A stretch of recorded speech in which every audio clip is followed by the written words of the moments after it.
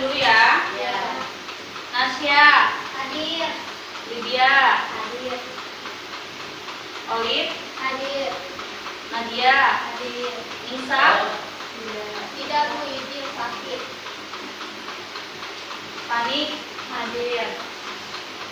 Lili, Hadir. Zahra. Sakit. Sebelum kita memulai pembelajaran hari ini, Ibu ingin menanyakan tentang pembelajaran kemarin. Masih pada ingat nggak? Masih. Pembelajaran kemarin tentang apa? Jenazah. Jenazah. Ada berapa takbir dalam sholat jenazah? 4. 4 kali. Terus apa hukumnya mengurus jenazah? Fardu kifayah. Selanjutnya kita akan memulai pelajaran hari ini.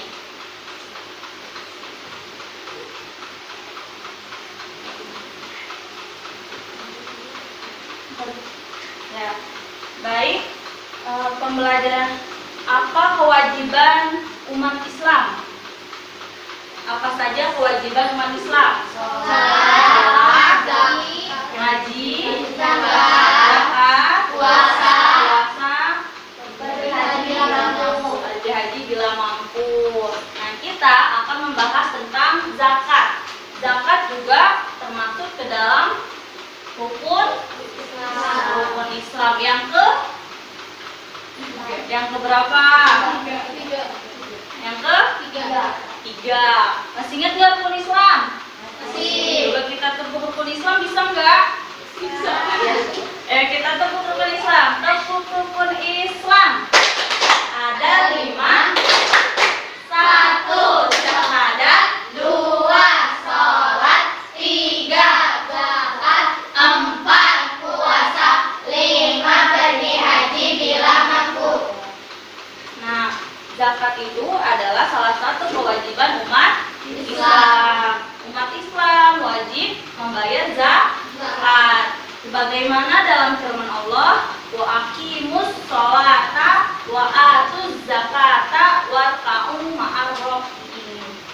Dan dirikanlah sholat dan tunaikanlah zakat dan rukulah bersama orang-orang yang ruku. Jadi selain kewajiban sholat, kita diwajibkan juga untuk berzakat. Ada yang udah tahu belum apa sih zakat itu? Zakat, apa tuh zakat? Udah tahu belum? Belum? Nah, jadi zakat adalah sesuatu yang hukumnya wajib diberikan kepada sekumpulan harta benda tertentu menurut sifat dan ukuran tertentu kepada golongan tertentu yang berhak menerimanya. Hukum mengeluarkan zakat adalah fardu ain, yaitu kewajiban untuk umat Islam. Jadi kita zakat itu dalam bahasa, secara bahasa yaitu az-zakah yang artinya bertambah, tumbuh, berkembang, atau bisa juga bermakna suci. Sebagaimana dalam firman Allah surat Asy-Syams ayat 9, qad aflaha man zakkaha, yang artinya sungguh beruntung orang yang menyucikan hati.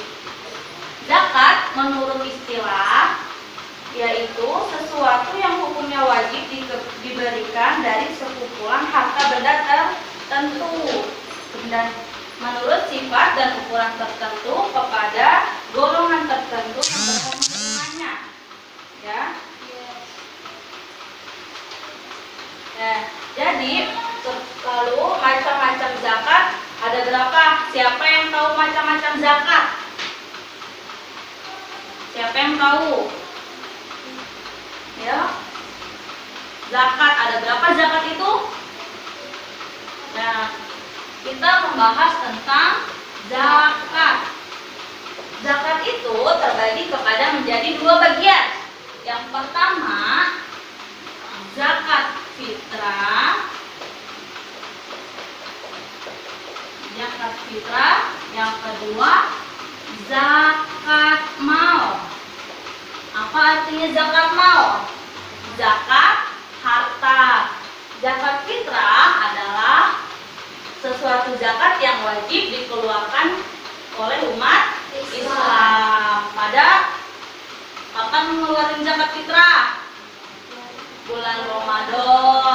Kalau zakat mal adalah zakat harta. Apabila kita mempunyai kelebihan harta, kita wajib berzakat. Ya, untuk lebih lanjut, pemahaman lebih lanjut, buka bukunya tentang bab zakat. Ya, dibaca dulu bukunya tentang bab zakat.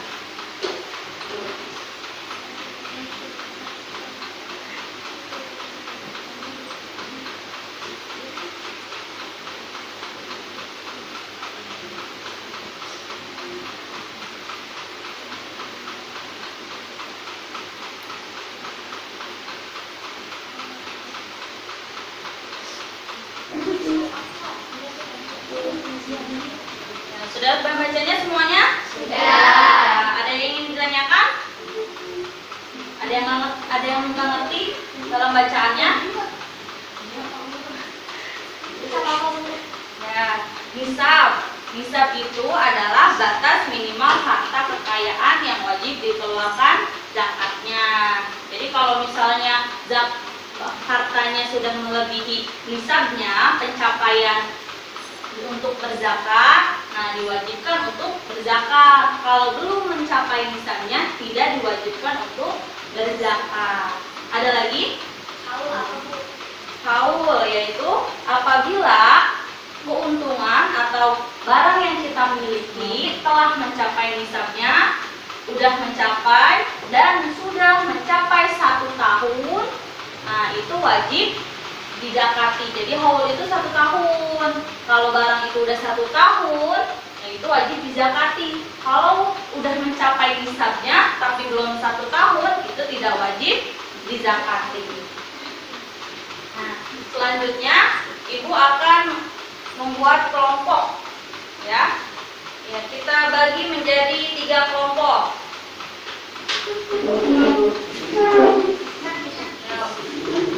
Ya, Olim sama Nadia duduk ke sampingnya aja. Ya.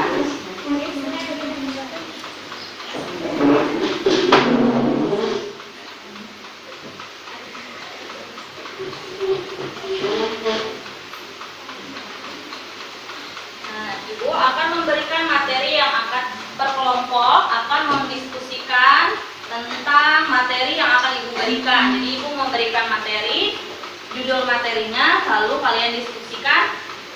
Setelah itu dipresentasikan dan yang lain menanggapi. Oke? Kelompok pertama.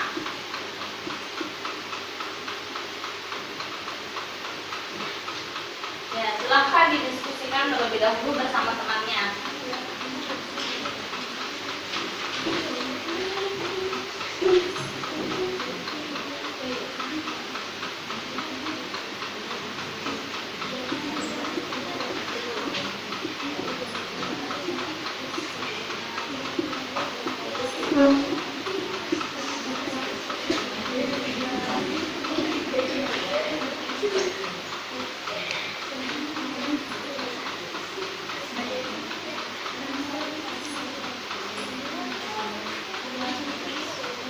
Sudah siap semuanya? Sudah siap semuanya? Sudah. Nah, baik. Kelompok 1 dipersilahkan untuk maju.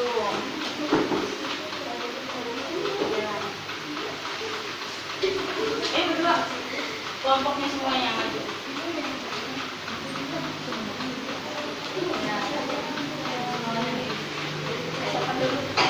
Yang belum satu.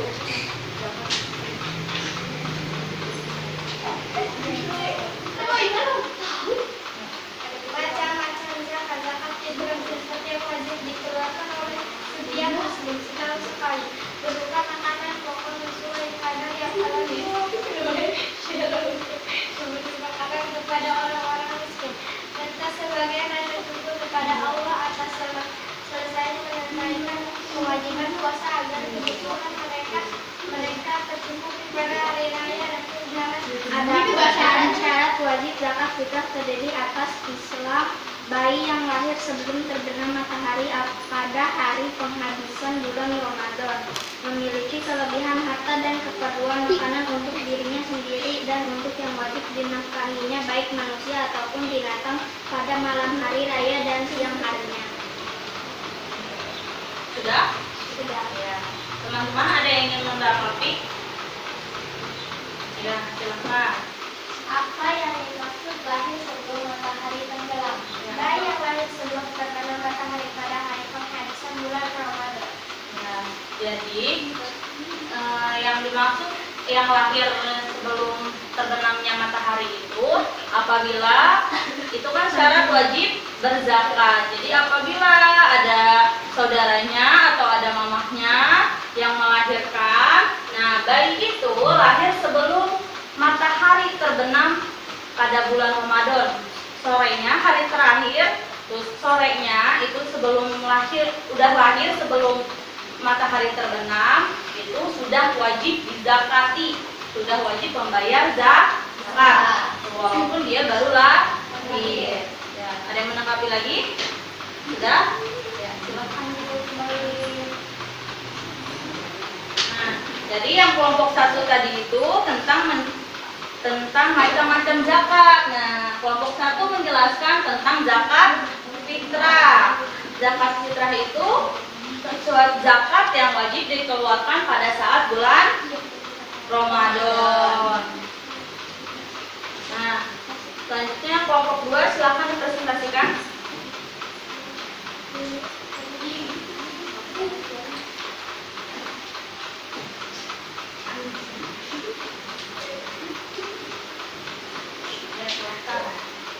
Zakat mal ialah segala sesuatu yang dimiliki atau dikuasai dan dapat dipergunakan. Jadi, zakat mal juga disebut zakat harta, yaitu kewajiban umat Islam yang memiliki harta benda tertentu untuk diberikan kepada yang berhak sesuai dengan ketentuan nisab atau ukuran banyaknya.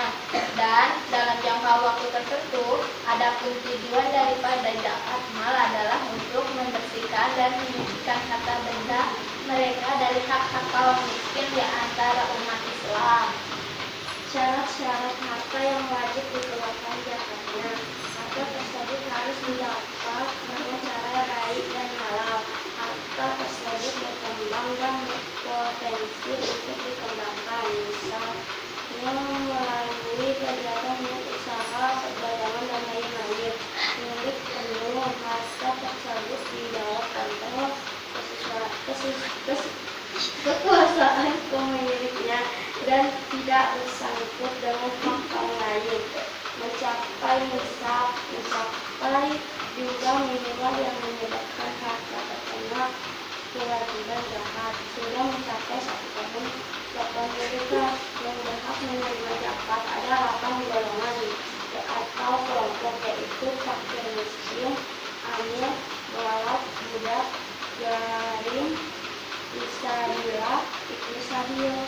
Ya, baik ya. Jadi kelompok 2 itu menerangkan tentang zakat mal tadi.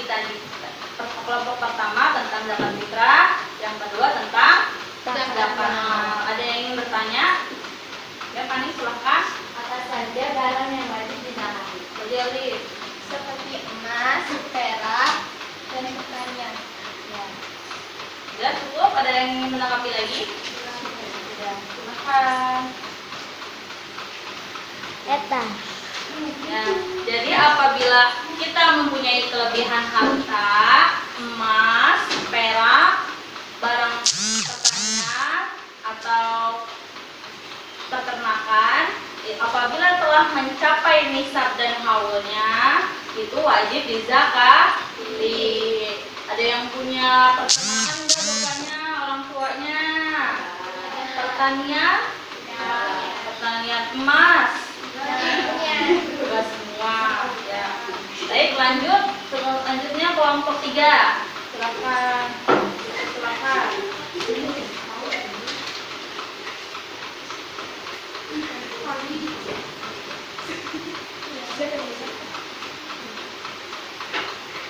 Berdasarkan kualitas umat Islam Indonesia, pemerintah telah membuat peraturan perundang-undangan tentang pengelolaan zakat, yaitu untuk 3 tahun 2011 tentang pengelolaan zakat. Undang-undang ini merupakan pengganti Undang-Undang Nomor 36 tahun 1999. Pelaporan dan pertanggungjawaban pelaksanaan pengelolaan zakat. Dalam melaksanakan tugas dan fungsinya, Baznas dapat bekerja sama dengan pihak terkait sesuai dengan ketentuan peraturan perundang-undangan. Baznas melaporkan hasil pelaksanaan tugasnya secara tertulis kepada Presiden melalui Menteri dan Kepala Dewan Perwakilan Rakyat Republik Indonesia paling sedikit 1 kali dalam 1 tahun. Ketentuan perundang-undangan tentang zakat sebagaimana telah dijelaskan di atas hendaknya dapat diterapkan dalam kehidupan sehari-hari. Ketentuan perundang-undangan zakat tersebut sebenarnya telah cukup memadai untuk dilaksanakan oleh umat Islam di negara ini, sebab mayoritas penduduk Indonesia adalah Muslim. Dalam undang-undang zakat tersebut terdapat kewajiban membayar zakat bagi orang yang telah memenuhi persyaratan tertentu. Orang-orang tersebut dinamai muzaki atau pemberi zakat. Begitu pula dapat hak bagi mereka yang memenuhi persyaratan tersebut untuk menerimanya. Mereka itu disebut mustahik atau penerima zakat. Baik muzaki maupun mustahik semua terikat oleh peraturan perundang-undangan tentang zakat tersebut. Artinya jika ada salah satu pihak yang melanggar ketentuan dalam undang-undang harus dikenai sanksi dan hukuman sesuai peraturan yang tercantum dalam undang-undang.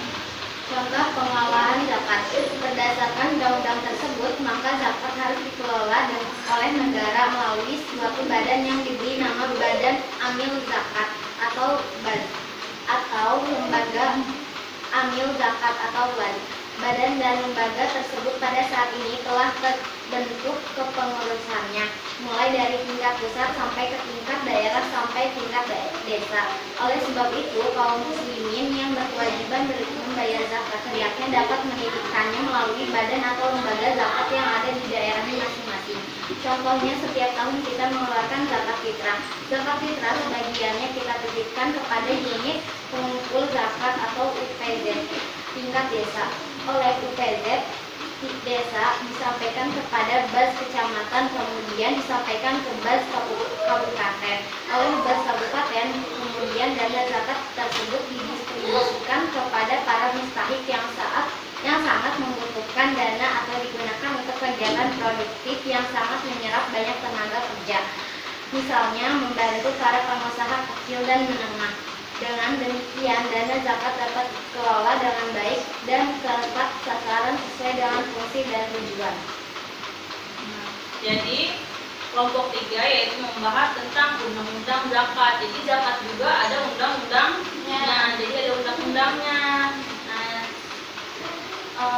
Pemerintah telah membuat peraturan tentang perundang-undangan tentang pengelolaan zakat, yaitu tadi dalam Undang-Undang Republik Indonesia Nomor 23 Tahun 2011 tentang pengelolaan zakat. Dan undang-undang ini merupakan pengganti Undang-Undang Nomor 38 Tahun 1999. Jadi terima kasih.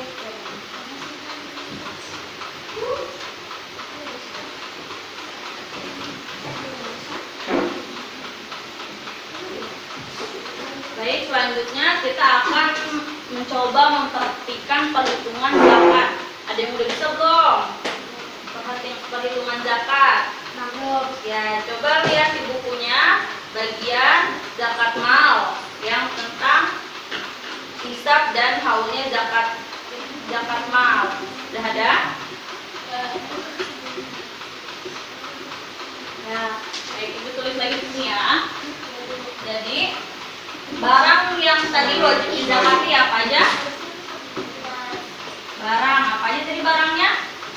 Emas, perak, terus binatang, dan pertanian.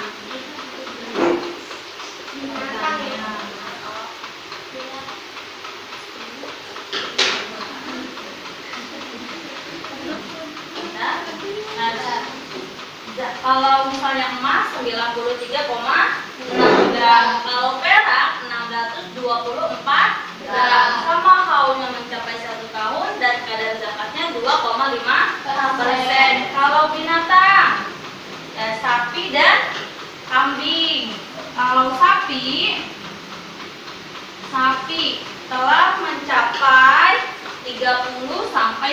29 ekor. Kalau belum 30 ekor tidak wajib dizakati. Kalau kambing hisabnya 40 sampai 120 ekor. Nah, sama mencapai 1 tahun dan zakatnya 1 ekor sapi.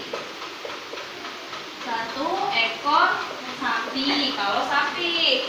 Kalau kambing zakatnya 1 ekor kambing. Selanjutnya pertanian sama semuanya. Padi, apa pertanian contohnya? Padi, terus jagung, gandum, buah-buahan, sayur-sayuran, itu sama ya. Zakatnya yaitu 750 kilogram. Ya, itu kalau beras yang sudah dikupas. Kalau belum dikupas 135 kilogram. Zakatnya berapa? 10%. Ya, 10% atau 5%. Maksudnya apa? Kalau 10% menggunakan air sendiri. Misalnya dari pengairan bikin waduk atau dari pump, tuh itu ngairin sendiri, nyiramin sendiri. Kalau air hujan, ngandelin air hujan, itu zakatnya 5%. Nah, kita coba menghitung perhitungan zakatnya. Caranya, nih, contohnya Ibu Indri adalah seorang petani sukses. Walaupun pengairannya mengandalkan air hujan, ternyata bulan ini panen 2 ton. 2 ton ya, gabah kering. Berapakah Bu Indri harus mengeluarkan zakatnya? Kalau 2 ton udah mencapai nisabnya belum? Udah, dia gabah kering yang masih ada kulitnya, belum digiling. 2 ton itu berapa kilo? 2000 kilo. Caranya 2000 kilo, zakatnya karena air hujan 5%. Caranya dikali 5/100. 5/100. Biar gampang hitungnya, coret nolnya. Tinggal 20 kali 5 berapa? 20 kali 5 sama 20 kali 5 100. Jadi zakatnya yaitu 100 kilogram gabah. 20 kali 5 100 dibagi 1 sama dengan 100. Jadi zakatnya 100. Kalau Bu Indri punya padi yang belum digiling 2000, zakatnya 100 kilogram. Ya. Sudah mengerti semuanya? Ya. Jadi adapun hikmah zakat, yaitu zakat itu dapat membersihkan jiwa seseorang muslim dari bahaya yang ditimbulkan dosa dan kesalahan-kesalahan serta dampak buruk di dalam hati. Yang kedua, meringankan beban orang muslim yang memiliki hutang dengan cara menutup hutang serta kewajiban yang mesti ditunaikan dari hutang. Yang ketiga, menghimpun hati orang tercerai-berai di atas keimanan Islam. Yang keempat, membantu dan menutupi kebutuhan serta kesusahan orang-orang miskin yang terhimpit utang. Yang kelima, membersihkan harta dan mengembangkan serta menjaga dan melindunginya. Yang keenam, menegakkan kemaslahatan umum, menjadi tiang tegaknya kebahagiaan dan kehidupan masyarakat. Ya, sampai di sini ada yang ingin bertanya? Tidak. Ya, cukup ya.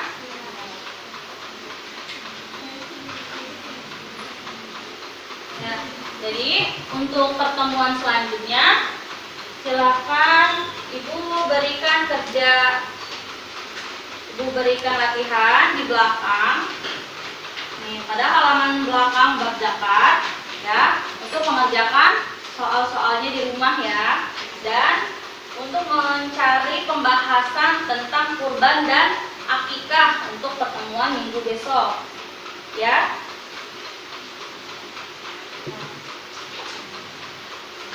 Baik, sampai di sini pertemuan kita. Kita akhiri. Alhamdulillah. Ya, silakan dibereskan bukunya.